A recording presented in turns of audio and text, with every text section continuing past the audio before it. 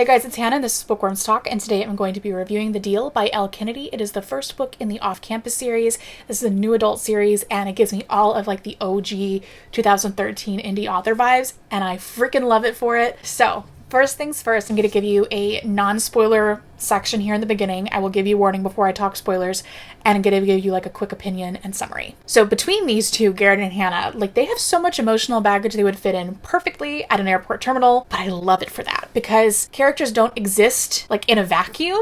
And I always feel like stories are so lacking when you don't get some of that. Everyone has emotional baggage. That's what I'm saying. Theirs very much played a part in who they are as people and their relationships. So the banter in this, great. It's like an enemies to lovers. It's definitely a slow burn. Well, maybe kind of a slow burn. Nothing is as slow as Mary and as a Potter people meet on vacation.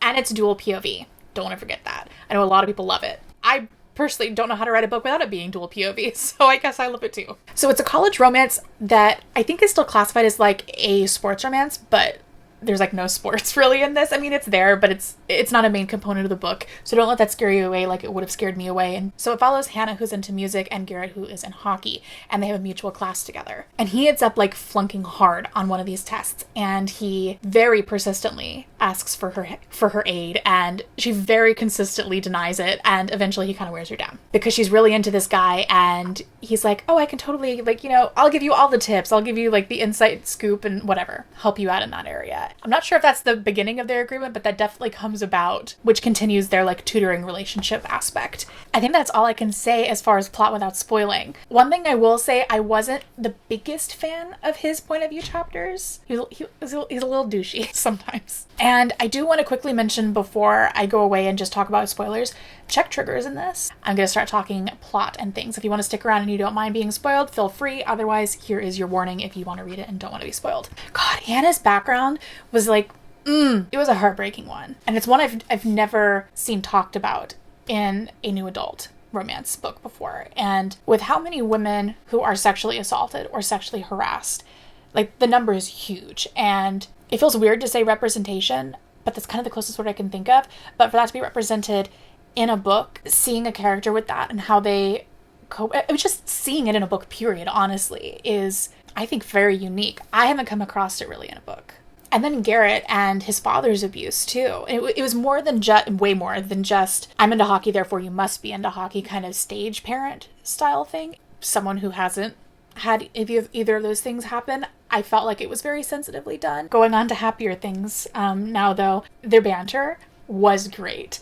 There's this one part, we studied, we watched TV, I went home late, that's what happened. Got it? I fight back laughter, as you wish. Did you really just Princess Bride me? Did you really just use Princess Bride as a verb? I loved their banter, it was the best. Something else I really liked, and not that it has to make sense to like us as readers, but the characters totally made sense for them, so they went with it. It was kind of like her reason for even giving Garrett a shot. As insane as it sounds, a test run with Garrett might just be what I need to get through my issues. He said to himself he doesn't date girls and he sleeps with them. There's no risk of him falling in love with me or demanding a relationship, and it's not like we don't have any chemistry. We have so much of it we could inspire an entire R&B song. It would be the perfect arrangement. I could have sex with a guy without getting bogged down by all the relationship pressure.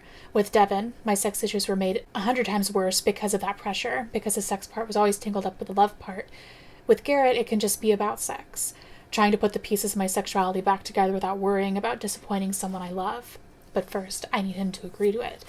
I felt like that was like solid motivation there. And it wasn't just throwing these two characters together and willing suspension of disbelief. Like, there actually was thought there. I literally just want to read like their dialogue because I've said it 3 times. The banter was so good. Okay, so we're going to talk about his father a little bit more and how he confronted Hannah at her job at the diner. I think it could have been, I don't know, done in a different way. There was just something about it. I don't have like a better suggestion.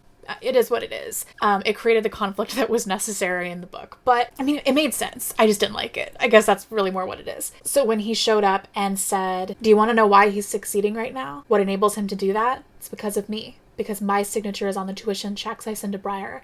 He goes to school because of me. He buys his textbooks and pays for his booze because of me. His car? Insurance? Who do you think makes the payments for that? And his gear? The boy doesn't even have a job. How do you think he's able to live? Because of me.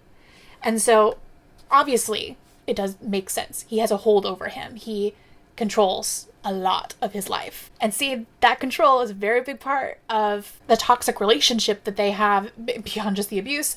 Like, it kind of seeped into other areas of their, I don't want to say relationship, but relationship. And that dinner, oh my God, that dinner was so uncomfortable. And the woman, I can't think of her name, but his dad's girlfriend, his new girlfriend, that was so tense, that entire thing. Like, I actually was reading between my fingers a few times. I had to like pause and go like, oh God, oh God, oh God. Okay, keep reading. Now talking more about the writing, there were so many turns of phrase that I loved in this that I hadn't heard before. And it was extremely effective. And some of her word choices very interesting. Like a stony silence drags. Come on. A misery zombie. Okay. This part gets me. This in like any book, however it's applied, will punch me right in the heart. And this is Garrett speaking. I didn't let a single person in, not even my closest friends. And then you came along and I realized just how fucking lonely I've been. Gets me every time. God, I freaking love this book. I just finished The Mistake. I think I liked this one a little bit more than The Mistake. I don't know. I'm definitely continuing in the series. I freaking loved it. I really need to review The Good Girl Complex by Elle Kennedy also. I think it comes out in February. Oh, it was so good. I think I liked that one more than... I definitely did. I liked that one more than either of the first two books in the off-campus series. Like, she just got better and better, I think. So I hope you guys enjoyed this. If you did, please subscribe and like this video. If you have any requests for videos that you would like to see from me, please leave those in the comments, and I'll see you guys next time. Bye.